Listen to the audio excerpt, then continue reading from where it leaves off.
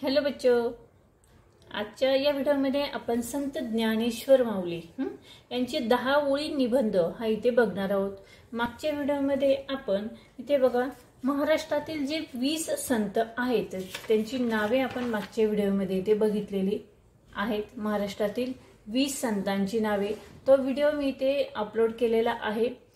जर तुम्ही तो व्हिडिओ बघितलेला नसेल आपल्या या चॅनलच्या या व्हिडिओच्या डिस्क्रिप्शन बॉक्समध्ये तुम्ही जाऊ शकता आणि त्यामध्ये मी इथे त्या व्हिडिओची लिंक इथे दिलेली आहे। आज आपण यातील पहिला जे संत आहे संत ज्ञानेश्वर त्यांच्याबद्दल इथे माहिती बघणार आहोत। संत ज्ञानेश्वर 10 ओळी निबंध। तर ठीक आहे, सुरुवात करूया। बघा, संत ज्ञानेश्वर हे महाराष्ट्रातील एक थोर संत व कवी होऊन गेले। दुसऱ्या संतांबद्दल ज्ञानेश्वरांबद्दल दुसरी ओळ आपण लिहिलेली आहे।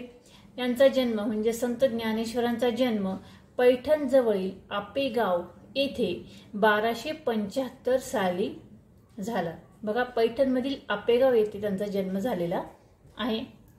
त्यानंतर तिसरी लाईन आहे बघा, संत ज्ञानेश्वरांच्या आईचे नाव रुक्मिणीबाई कुलकर्णी व वडिलांचे नाव विठ्ठलपंत कुलकर्णी होते।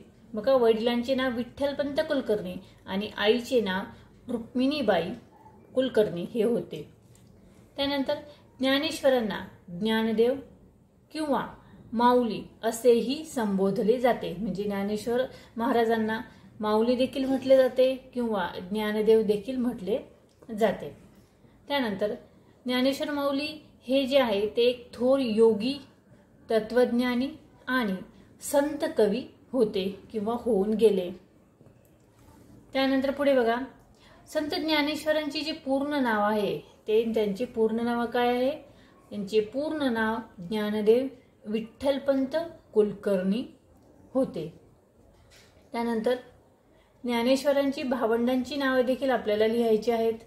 संत ज्ञानेश्वरांची भावांची नावे आहेत बघा, निवृत्ती, सोपान आणि त्यांची बहीण आहे मुक्ताई, ही त्यांची भावंडे होती।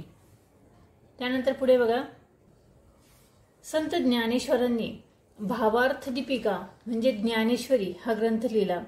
त्यानंतर त्यांनी हरिपाठाचे अभंग देखील लिहिले। चांगदेव 65 अशा साहित्यांची त्यांनी निर्मिती केली। साहित्य म्हणजे त्यांनी वेगवेगळे ग्रंथ असे लिहिले।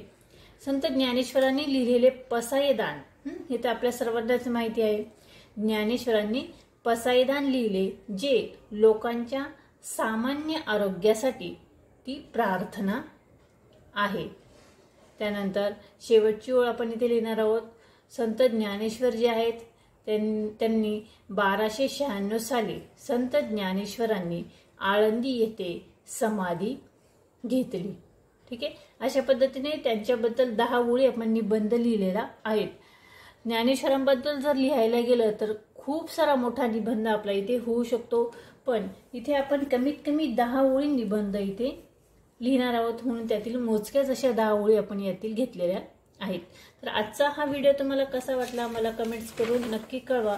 व्हिडिओ आवडला त्या व्हिडिओला तुम्ही नक्की लाईक करा, शेअर करा आणि चॅनलवर नवीन असाल तर चॅनल सबस्क्राईब करा। पुन्हा भेटूया पुढच्या व्हिडिओमध्ये संत नामदेव यांच्याबद्दल आपण 10 ओळी निबंध इथे बघणार आहोत। ठीक आहे, पुन्हा भेटूया पुढच्या व्हिडिओमध्ये। तोपर्यंत बाय बाय।